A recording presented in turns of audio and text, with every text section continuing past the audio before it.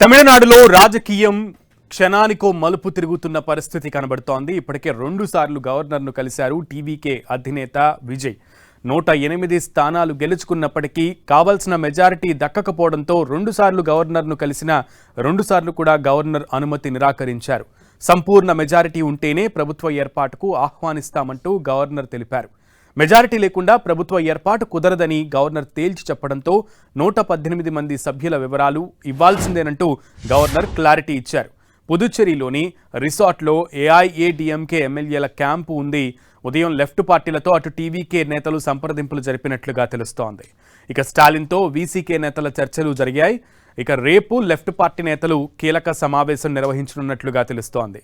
ఇక విజయ్కి మద్దతిచ్చే అంశంపై నిర్ణయం తీసుకునే అవకాశం కనబడుతోంది రేపటి లెఫ్ట్ పార్టీ నేతల సమావేశంలో.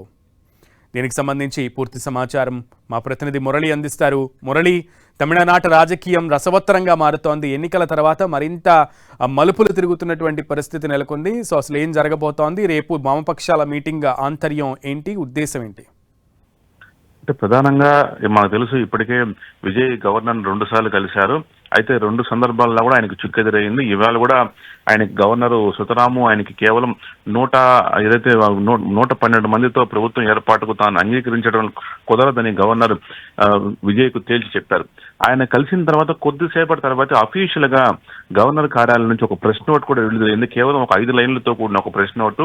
అదే విజయ్ తమను కలిసినట్టుగా ఆ ప్రెస్ నోట్ లో గవర్నర్ కార్యాలయం ఒక ప్రకటన విడుదల చేసింది. అయితే సంపూర్ణ మెజారిటీ లేకుండా ప్రభుత్వ ఏర్పాటు సాధ్యం కాదు అన్న విషయాన్ని విజయ్కి తెలిపినట్టుగా గవర్నర్ విడుదల చేసిన ప్రెస్ నోట్ లో చాలా స్పష్టంగా ఉంది. కాబట్టి సో విజయ్ ప్రతిపాదనను గవర్నర్ తిరస్కరించారని అఫీషియల్ గా తేలిపోయింది. కాబట్టి గవర్నర్ తో 2 సార్లు కలిసినా ఉపయోగం లేకుండా పోయింది. మరోవైపు ఇప్పటికీ అంటే పళనిస్వామి గవర్నర్ను కలవబోతున్నారని ప్రచారం జరిగినప్పటికీ అదంతా కూడా తప్పుడు సమాచారంగానే తేలింది. బట్ పళనిస్వామి ఎటువంటి గవర్నర్ను ఎట్లాంటి అపాయింట్మెంట్ అడగలేదని చెప్తూ ఉన్నారు. మరోవైపు ఎమ్మెల్యేలు కాపాడుకునే పనిలో అన్నాడీఎంకే కాస్త బిజీగా ఉంది. పాండిచ్చేరిలో ఉన్న ఒక రిసార్ట్ లో అన్నాడీఎంకే చెందిన 47 మంది ఎమ్మెల్యేలను అక్కడే ఉంచి ప్రస్తుతం వాళ్ళు ప్రత్యేక పర్యవేక్షణలో ఉన్నట్టుగా తెలుస్తుంది. ఎందుకంటే ఒకవైపు విజయ పార్టీకి ఎమ్మెల్యేలు అవసరం. ఈ నేపథ్యంలో తమ ఎమ్మెల్యేలను కాపాడుకోవాల్సిన బాధ్యత తమపై ఉందని చెప్పి అన్నాడీఎంకే భావిస్తుంది. ఈ నేపథ్యంలో పళనిస్వామి పుదుచ్చేరి రిసార్ట్ లో ఒక క్యాంప్ రాజకీయం నడుపుతున్నారు. మరోవైపు కొద్దిసేపటి క్రితమే వీసీకే పార్టీ తరఫున ఇప్పటికే 2 ఎమ్మెల్యేలు గెలిచారు. తిరుమావలవన్ ఆయన ఆ పార్టీ అధినేత, ఆయన స్టాలిన్ తో భేటీ అయ్యారు. ఆయన ఇది నిన్న మొన్న కూడా మీడియాతో మాట్లాడారు. తాము డిఎంకే కూటమిలోనే ఉంటాం, స్టాలిన్ తోనే కలిసి ఉంటాం, తాము టీవీకేకి మద్దతు ఇచ్చే విషయంలో ఇంకా నిర్ణయం తీసుకోలేదని చెప్పారు. ఈ నేపథ్యంలో స్టాలిన్ తో కొద్దిసేపటి క్రితమే వీసీకే చెందిన ఆ పార్టీ అధ్యక్షుడు 2 ఎమ్మెల్యేలు కూడా భేటీ అయ్యారు. అయితే వారు సమావేశంలో ఎలాంటి నిర్ణయం తీసుకున్నారో ఇంకా తేలాల్సి ఉంది. మరోవైపు వామపక్ష పార్టీలు సిపిఎం, సిపిఐ వారికి చెరో 2 స్థానాలు ఉన్నాయి. సో ఆ పార్టీకి చెందిన రాష్ట్ర కార్యదర్శులు, ఎమ్మెల్యేలు రేపు భేటీ కాబోతున్నారు.